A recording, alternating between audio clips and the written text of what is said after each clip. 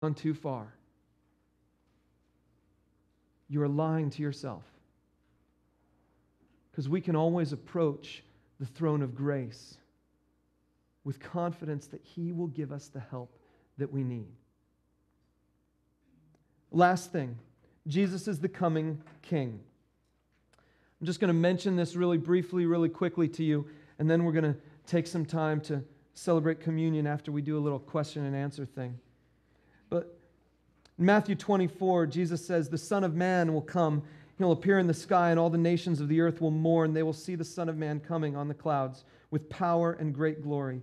There is coming a day when Jesus is going to come back, and He's going to come back with power and glory, and the people who thought they were in charge are going to realize they're not. And so the kings and the nations and the rulers of this earth are going to mourn because they are going to lose their authority, lose their power, because there is one who is coming from heaven. Jesus promises that this is a reality thing, not just a supernatural, spiritual kind of life is going to get better, but that He is actually coming back. And then look at 1 Corinthians 15. It says, "Then the end will come when He, Jesus, hands over the kingdom to God the Father after He has destroyed all dominion, all other authority. When He has done this, then the Son Himself will be made subject to Him who put everything under Him, so that God may be all in all." The last thing is that Jesus does all this work of being the king so that then He can hand the kingdom over to His Father and say, "Here you go. I did it all for you. It's ready for you." So we need to understand that everything Jesus is about is He's taking the Father's will and He makes it reality. He takes what the Father wants and He brings it to happen. And so if God wants something to happen in your life, Jesus is the one who makes it happen. If God wants something to happen on this earth, Jesus is the one who makes it happen. When God wants light, Jesus makes it light. When God wants the dirt, Jesus makes the dirt. When God wants an atom to be shaped in the form of a man, Jesus makes Adam into the shape of a form of a man. And when God wants your heart, Jesus is the one who wakens it up to know the things of God and to give your life to Him. Jesus is the key. He is the link. He is the bridge of every spiritual gap. He bridges the gap between God and people. He bridges the gap between you and someone else. Jesus is the one who brings God's will to reality in this world. So how does this affect you? It means everything in your spiritual world needs to revolve around Jesus. Everything in your life needs to be centered on Him, because the entire universe is centered on Him. And if you aren't centered on Him, you're off center. He's at the heart of everything. Now, in just a few moments, we're going to take a break. We're going to celebrate communion, but I want to pause here and see if I can deal with some questions. Did we have any questions come through, guys? Okay. They're going to bring it up on the screen here. As soon as it comes up, I'll see it. There are a couple other verses here that hopefully we'll be able to discuss in our life groups this week. So if you aren't a part of a life group, definitely give a phone call to someone who's leading one, and we'll see how much further we can explore this stuff. Is it already known which of us will go to heaven and which will not? Well, yes, because God knows everything. And so the simple answer to that question is God already knows who's going to heaven and He knows who's not going to heaven.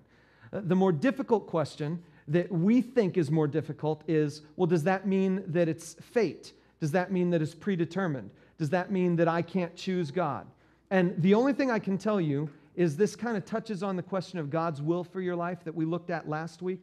But there's a passage in 1 Timothy where Paul says to Timothy, God desires everyone to be saved and to come to a knowledge of the truth. God wants everyone to be saved. His desire is that every one of us will turn to Jesus. Some of us, on our own freedom, choose not to. And God knows who those people are, but He doesn't necessarily cause you to do that. It's complicated, I know, but it boils down to this. You can know for yourself whether you are going to heaven. And if you decide to try to find out about someone else, you will get yourself into weird questions like this.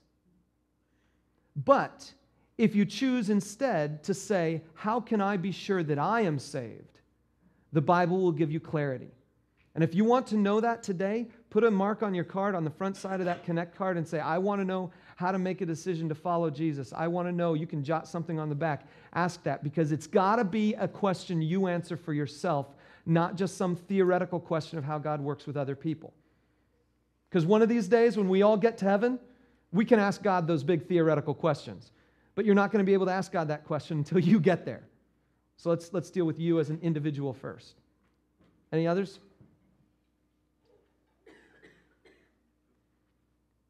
All out? That's it. Okay. Well, here we go. What happens at communion, just to remind you what we do around here, what happens in communion is that we take the time to say, Jesus, you are the center. What he does is the night before he was betrayed, he takes bread and he breaks it and he says to his followers, this bread is broken for you and it symbolizes my body. He says, this is my body broken for you. And so when he goes and he dies on the cross, it's a physical body that you can touch. It's a physical body that dies. And he says, I am just as physical as this bread is. And so when we grasp the bread, we remember that Jesus became human, and he was as fully human as any one of us. He just wasn't broken by sin. And so we want to come to the one who was unbroken and ask him to come into us. And he also takes this cup, and he says, this cup is the new covenant in my blood. And covenant is that word that we would use for a married couple. They have vowed together. They have made a covenant together. They have promised together. This cup, the grape juice, symbolizes that God is making a promise to you, a promise that he will forgive you, and a promise that he will cleanse you, and a promise that he will hold you close and bring you into his kingdom one of these days. And so we partake of the grape juice as a remembrance of that promise that God is making to us, and a renewal of our promise to him. You don't have to be a member or a regular attender of this church to participate in communion with us. What you need is a heart that can say, Jesus, I'm as committed to you in my spirit as my body is committed to you in this bread. Body is committed to this bread. See, when you eat something, it becomes you. You're making a commitment when you eat something. And so we do the same thing with Jesus in our soul. We say, Jesus, I'm committing to you. I want you to become something in me. And I want me to become who you want me to be.